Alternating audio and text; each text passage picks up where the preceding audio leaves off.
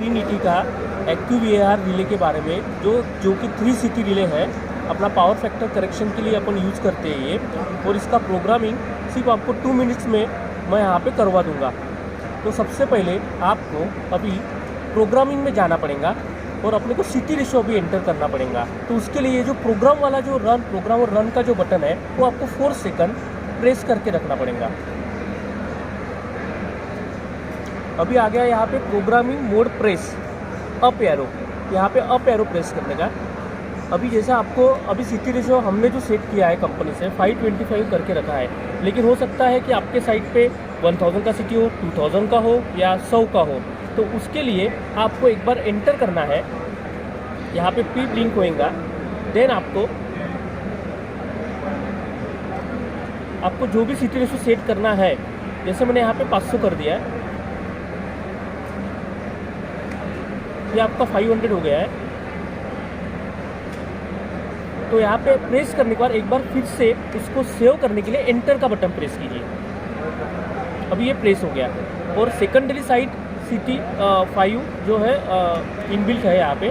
Then PT ratio 1 है।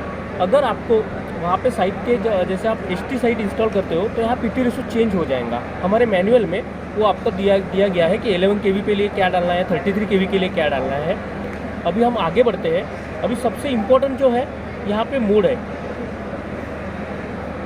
यहाँ पे आपको अभी जैसे सपोज यहाँ पे हमने फीपो मोड सेट करके रखा है, लेकिन बाय चांस अगर आपने कैपेसिटर वाले पैनल में अगर सिटी डाला है तो उसके लिए आपको VAR मोड चेंज करना पड़ेगा। उसको अपन बोलते हैं वार मोड। उसके लिए आपको एक बार एंटर करके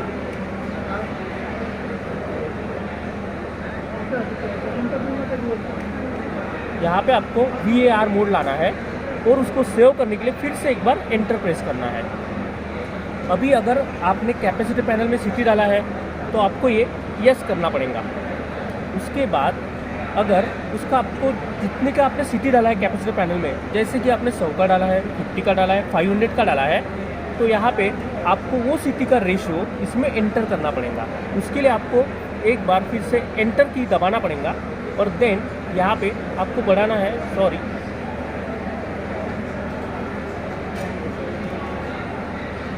यहाँ पे आपको 50 करना है, 60 करना है। जैसे मैं अभी 100 कर रहा हूँ। फिर एक बार 100 करने के बाद उसको सेव करने के लिए फिर से एंटर दबाइए। अभी अपन बढ़ते हैं सेट PF। जैसे आपको PF अभी 1 पे सेट करना चाहिए, तो उसके लिए आपको फिर से एक बार एंटर करना है और अप या डाउन की दबा के आपको 1 पे लाना है।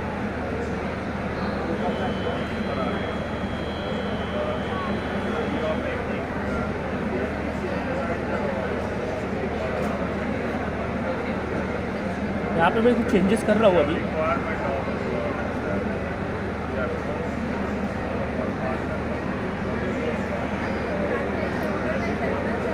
वैसे हम कंपनी से ये सेट करके देती है आपको PF1 करके।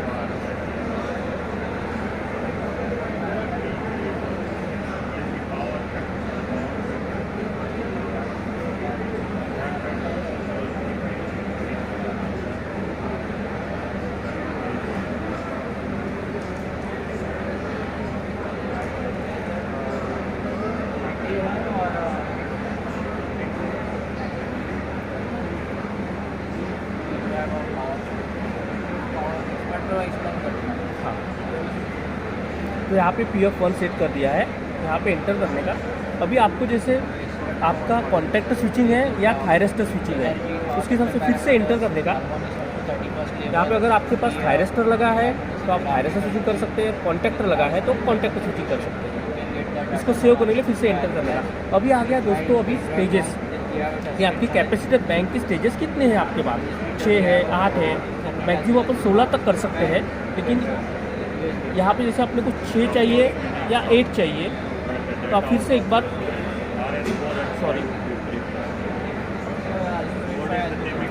यहाँ पे एंटर करने का। तो यहाँ पे आप स्टेजेस बढ़ा सकते हो, कम कर सकते हो, जैसा भी आपका रिक्वायरमेंट है उस हिसाब से। यहाँ पे यूनिट एड्रेस है। ये जो है जब अपन RS485 का यहाँ पे ये करते हैं फंक्शन, उस टाइम पे यूनिट एड्रेस का यूज़ करना चाहिए, तब तक आप उसको डिस्टर्ब नहीं करने का है। जो कंपनी से सेट करके आया है वैसे ही रखेंगे। ये बॉड रेट भी उस टाइम पे ही आपको सेट करना है।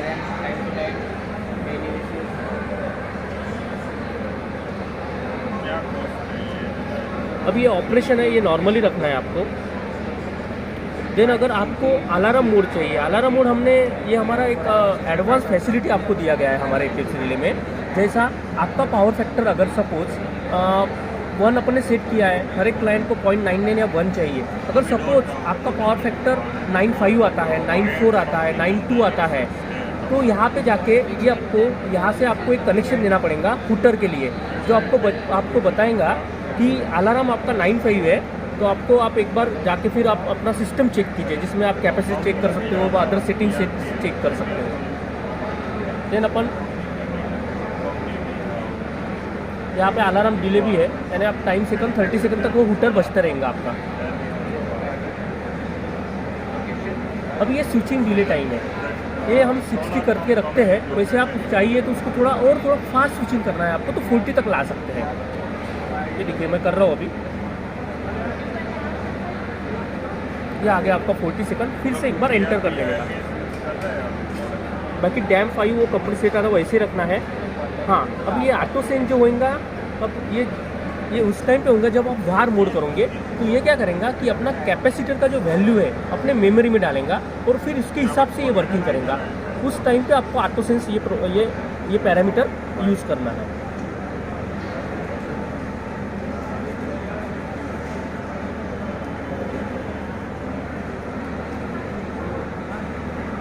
ये देखो ऑटो सेंस यस और नो होता है। अभी नहीं है वो करके करता है। ये जो चेक सीक्वेंस है, यहाँ पे ये फैसिलिटी इसलिए दिया गया है कि जैसे आपका पोलैरिटी कुछ कभी चेंज हो जाता है, तो आपने देखा होगा अपने को बाहर से सिटी का पोलैरिटी चेंज करना पड़ता है।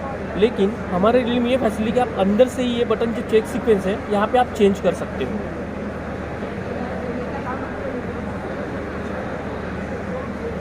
अभी यहाँ पे रेफरेंस बैंक दिया है, तो आपका जो कैपेसिटी का बैंक रहेगा रेफरेंस, वो आप 1 या 5 और 6 वो उस टाइम के हिसाब से अपन लेंगे।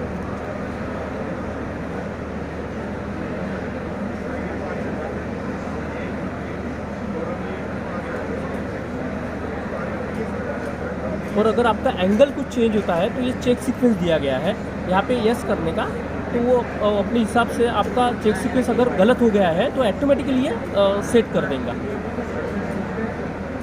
और दोस्तों अभी जैसे आप प्रोग्राम में गए थे, एंटर करे थे, वैसे आपको कोई बाहर निकलना है, तो उसके लिए फिर से वही अपन प्रोग्राम रन का जो बटन है फिर से 4 सेकंड प्रेस करके रखेंगे और ऑटोमेटिकली ये दिखाएगा सिस्टम रिस्टार्ट, यानी आप अभी प्रोग्राम के बाहर हो गए हो और अभी ये रिले आपका एक वर्किंग चालू कर सकेगा ये। ओके, थैंक यू दोस्तों, थैंक्स।